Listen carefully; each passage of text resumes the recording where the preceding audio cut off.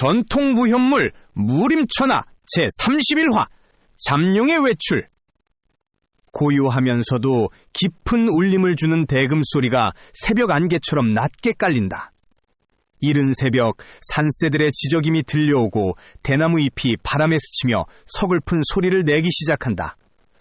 낙양의 아침은 여느 때와 다름없이 차가운 안개를 머금은 채 밝아오고 있었다. 하지만 오늘 청이방의 공기는 평소보다 훨씬 묵직하다. 마당 한편에서 묵직한 빗자루 소리가 들려온다. 흙바닥을 규칙적으로 쓰는 소리와 함께 낡은 벙거지를 깊게 눌러 쓴 한 청년의 뒷모습이 보인다. 바로 20살이 된 하운용이다. 이제 소년의 티를 완전히 벗어던진 그의 어깨는 이전보다 훨씬 넓고 단단해졌다.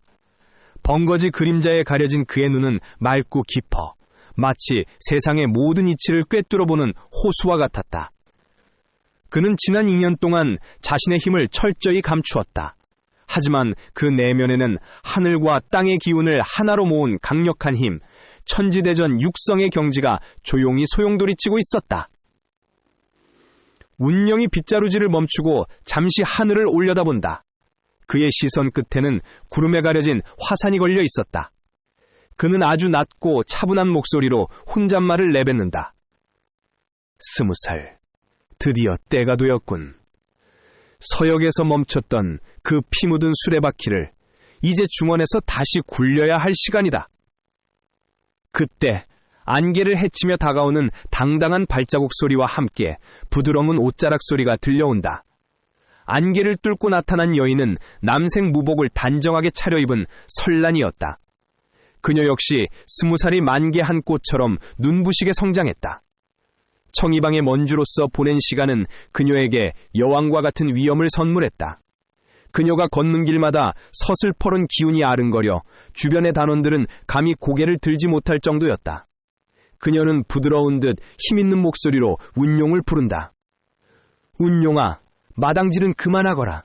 이제 길을 떠날 시간이다. 설란이 운용의 곁으로 다가와 멈춰선다. 그녀는 한참 동안 운용의 뒷모습을 바라보다가 나직하게 묻는다. 운용아, 가끔은 네가 이 벙거지 속에 너무 많은 것을 숨기고 있다는 생각이 든다. 지난 2년, 너는 단 한 번도 힘들다는 내색을 하지 않았지. 청이방이 이토록 커지는 동안 너는 늘 그림자 속에만 있었어. 그게 정말 네가 원하는 삶이냐? 운용은 천천히 몸을 돌려 설란을 마주한다. 벙거지 아래로 살짝 드러난 그의 입가에 희미한 미소가 걸린다. 문주님, 태양 아래 빛나는 꽃이 있다면 그 뿌리를 적시는 흙도 있어야 하는 법입니다. 저는 지금의 제자리가 좋습니다. 문주님의 웃자락에 먼지가 앉지 않도록 털어내고 가시는 길에 돌멩이가 없도록 치우는 것. 그것이 제가 20살이 되며 스스로에게 약속한 일입니다. 설란은 그의 눈을 빤히 들여다보며 한 걸음 더 다가간다. 주변의 안개가 그녀의 감정에 반응하듯 파르르 떨린다. 하지만 이번 화산 방문은 다르다. 강문파의 고수들이 독고황의 그림자를 잡겠다고 혈안이 되어 있어. 그들은 날카로운 칼날보다 무서운 혀를 가졌고 예의라는 가면 뒤에 독수를 숨기고 있지. 나는 가끔 네가 그들에게 모욕당하는 것을 참기 힘들 때가 있다. 울룡은 빗자루를 옆에 내려놓고 보따리를 집어들며 부드럽게 대답한다. 모욕이란 그것을 받아들이는 자에게만 상처가 됩니다. 저들에게 저는 그저 짐을 든 하인일 뿐이니 그들의 무시가 제게 닿을 리 없습니다. 그래, 너는 늘 그런 식이었지. 울룡이 웃으며 말한다. 문주님, 마차바퀴에는 이미 기름칠을 해두었고 말들도 든든하게 먹였습니다. 언제든 명령만 내리십시오. 출발하겠습니다. 설란은 그 대답이 만족스러운 듯 살며시 미소를 지으며 덧붙인다. 화산산까지는 험한 길이 될 것이다. 각 문파의 고수들이 우리를 지켜보고 있겠지. 정말 겁나지는 않는 거지. 울령의 목소리는 다시 평소의 순박한 하인처럼 담담해졌다. 문주님께서 제 앞에 계시는데 일개 하인인 제가 무엇이 두렵겠습니까? 저는 그저 뒤에서 보따리나 잘 챙기겠습니다. 울룡은 짐보따리를 어깨에 짊어지며 자신의 기운을 완전히 지워버렸다. 방금 전까지 대화 중에 흘러나왔던 묘한 긴장감은 사라지고 다시 어디서나 볼 수 있는 하인 하울령으로 돌아온 것이다. 그래, 가자. 청이방에 이놈을 걸고 중원의 안개를 걷어내라. 두 사람이 청이방의 육중한 정문을 나선다. 끼익 소리를 내며 무겁게 열리는 문 너머로 끝을 알 수 없는 긴 길이 펼쳐졌다. 멈추지 않는 수레바퀴처럼 이들의 운명 또한 이제 거대한 흐름을 타기 시작했다. 짙은 새벽 안개를 뚫고 두 개의 그림자가 화산 산깃을 운연진 입구의 모습을 드러낸다. 앞장서 걷는 여인은 푸른빛이 감도는 감색 무복을 단정하게 차려입은 설란이다. 20살의 그녀는 이제 꽃처럼 화사한 아름다움 위에 한 문파를 짊어진 주건자 특유의 서슬퍼런 위엄을 두르고 있었다. 그녀의 한 걸음 뒤에는 낡은 번거지를 깊게 눌러쓴 하온용이 묵묵히 따르고 있었다. 먼지 낀 회색 저고리에 투박한 바지 차림, 어깨에는 커다란 진보다리를 짊어진 전형적인 하인의 형색이다. 설란이 잠시 발걸음을 멈추고 뒤를 돌아보며 나직하게 묻는다. 울룡아, 힘들지 않느냐? 나경에서 여기까지 쉬지 않고 달려왔다. 조금 천천히 가도 상관없거늘. 울룡은 번거지를 살짝 고쳤으며 무심하게 대답한다. 문주님, 하인의 다리는 원래 주인의 말발굽보다 튼튼해야 하는 법입니다. 제 걱정은 마시고 어서 주막에 들어가시지요. 시장하실 텐데 국밥이라도 한 그릇 드셔야지요.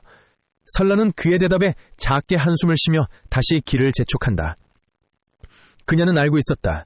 울룡이 내뱉는 그 무심한 말 속에 자신을 향한 배려가 얼마나 깊게 깔려 있는지 말이다. 두 사람은 마을 어귀의 낡은 주점으로 들어선다. 기름때 묻은 탁자에 마주 앉은 그들 앞에 김이 모락모락 나는 국밥이 차려진다.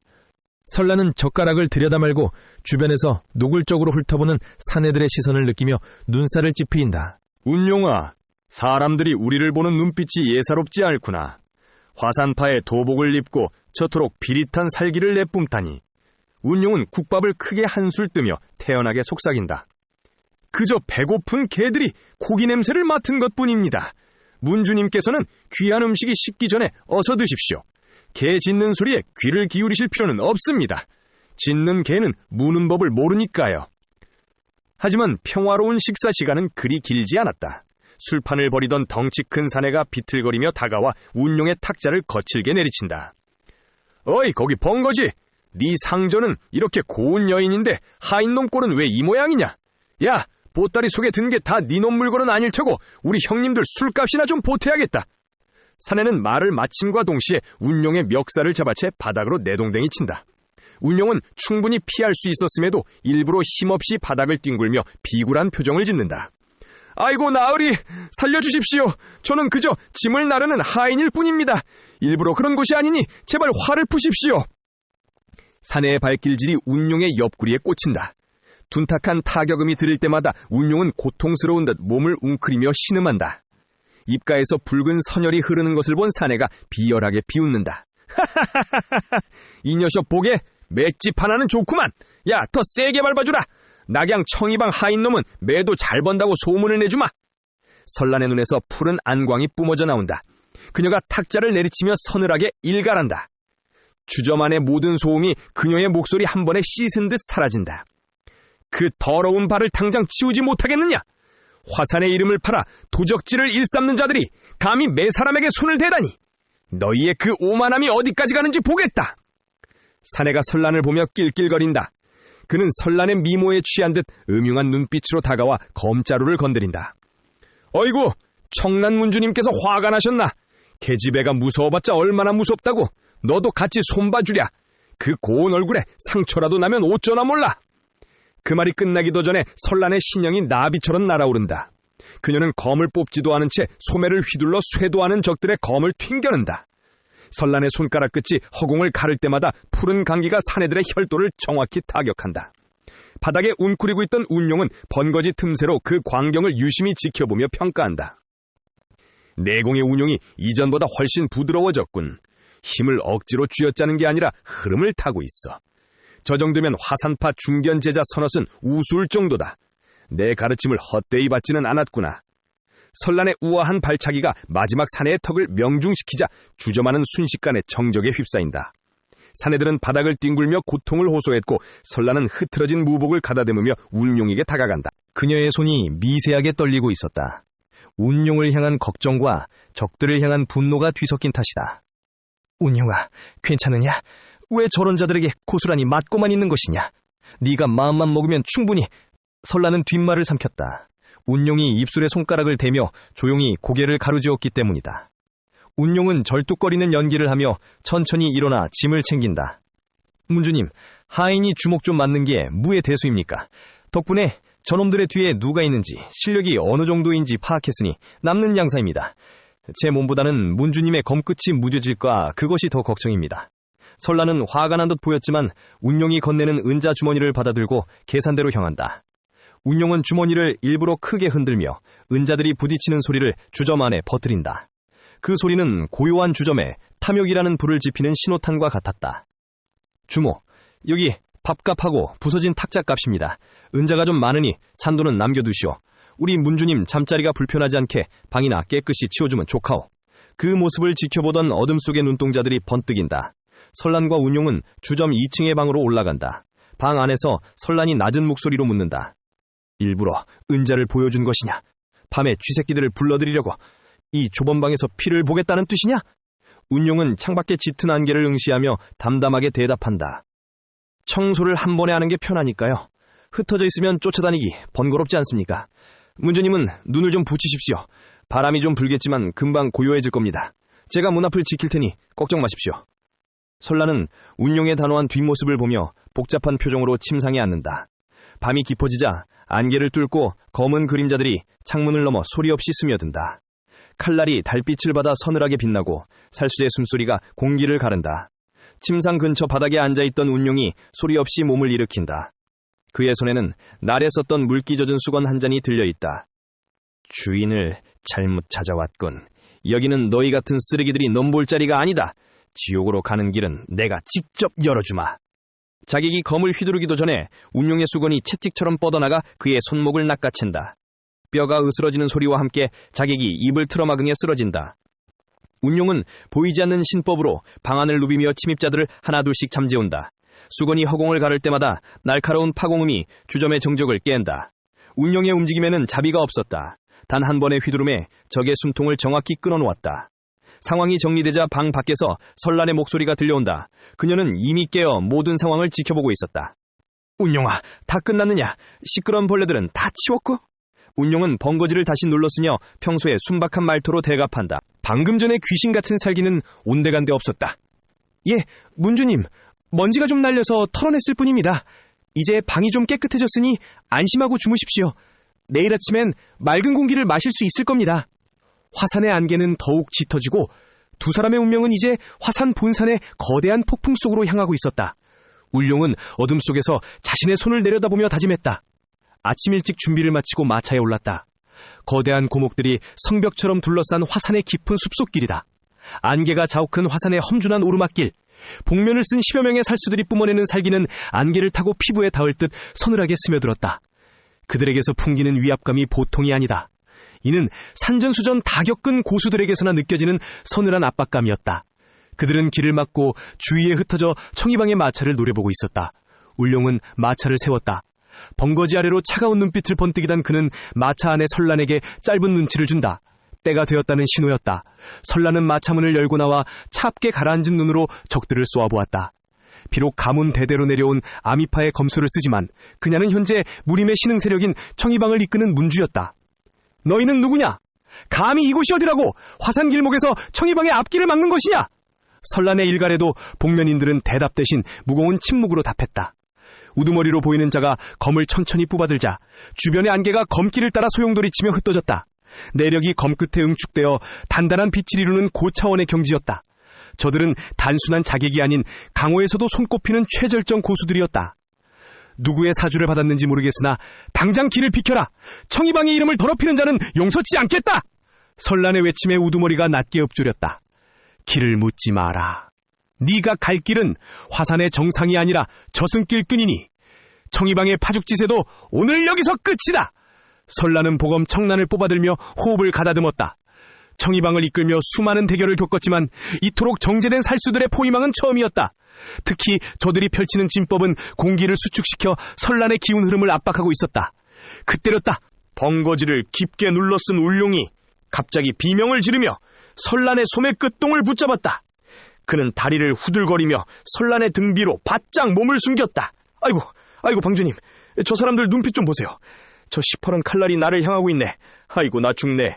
울룡은 금방이라도 주저앉을 것처럼 호들갑을 떨며 선란의 뒤에서 이리저리 몸을 비틀었다. 살수들의 눈에는 그저 겁쟁이 하인의 비굴한 몸짓으로 보였겠지만 선란의 귓가에는 세상 그 무엇보다 단호하고 차가운 울룡의 목소리가 들려왔다. 선란아, 너무 당황하지 마. 저놈들 실력이 보통이 아니야. 한 명 한 명이 인류를 넘어 최고 경지에 닿아 있어. 하지만 네가 익힌 아미건법의 핵심은 유연함이야. 나뭇가지가 바람을 넘기듯 저들의 칼날을 흘려보내.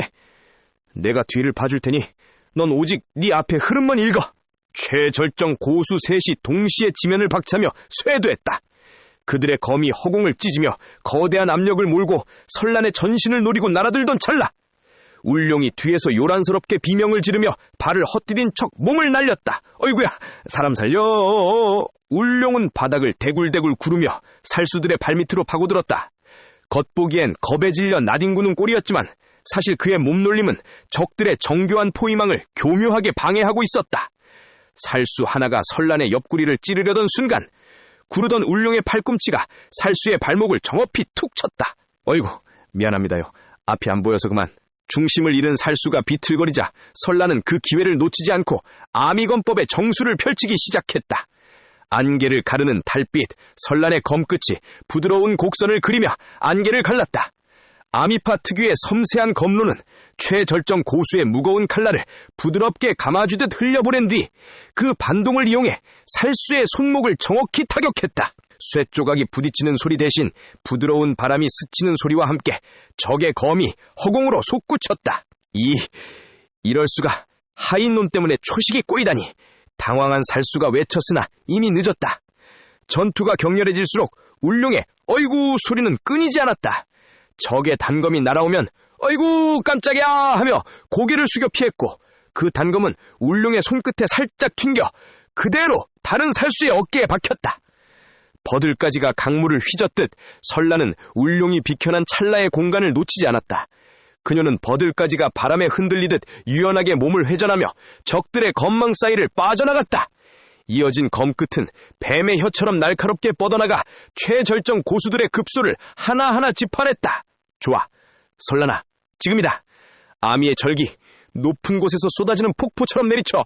울룡은 등 뒤에서 실시간으로 그녀의 무공을 지도하고 있었다. 그의 전음은 살수들의 비명 속에서도 선란의 고막을 명확하게 울렸다. 아미 검법 구름을 뚫고 솟은 봉우리, 선란은 고목의 줄기를 가볍게 박차고 허공으로 날아올랐다. 우아하면서도 치명적인 그녀의 검술은 마치 구름 위에서 내리꽂히는 번개와 같았다. 아미파 최고의 비기 중 하나가 펼쳐지자 검끝에서 뿜어져 나온 기운이 지면에 있던 최절정 고수들을 한꺼번에 짓눌러버렸다. 운용은 이번에도 어이구나 살려 하며 보따리를 휘둘렀다. 묵직할 보따리가 마지막 살수의 시야를 가린 찰나 선란의 검이 번개처럼 뻗어나가 그의 목 앞에서 멈췄다. 10여 명의 살수가 모두 바닥에 나뒹굴 때쯤 선란은 이마에 맺힌 땀을 닦으며 거친 숨을 내쉬었다. 그녀는 자신이 이토록 완벽하게 아미검법의 유연함을 실전에서 구현했다는 사실에 전율했다. 운용은 그제야 선란의 소매를 놓고 벙거지를 고쳤으며 굽실거렸다.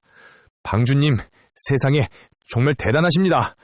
저 악귀 같은 놈들을 아미파의 비기로 단숨에 제압하시다니 전 정말 어이고 간이 콩알만해졌다고요. 운용의 능청스러운 연기에 설라는 결국 피식 웃음이 터져나왔다. 그녀는 알고 있었다. 방금 전에 잔투에서 자신이 펼친 화려한 검무 뒤에는 모든 위협을 어이구 소리 한 번으로 무력화시킨 운용의 치밀한 안배가 있었다는 것을. 고마워, 운용아. 네 덕분에 아미검법의 참뜻을 더 깊이 알 것 같아. 저들이 최절정 고수들이었는데도 청이방의 명예를 지킬 수 있었어. 운용은 대답 대신 다시 진보다리를 짊어지며 평소의 하인 말투로 대꾸했다. 방주님, 저희 무서워서 아무것도 못했습니다요. 그저 운이 좋았던 것뿐입죠. 자, 이제 갈 길 가시죠. 화산 사람들이 이 소란을 듣고 몰려오기 전에요. 두 사람은 다시 안개 속으로 발을 내디뎠다. 숲을 지배하던 잠룡구와 청이방의 기운은 다시 그림자 속으로 숨어들었고 화산의 고목들만이 그 놀라운 광경을 묵묵히 지켜보고 있었다.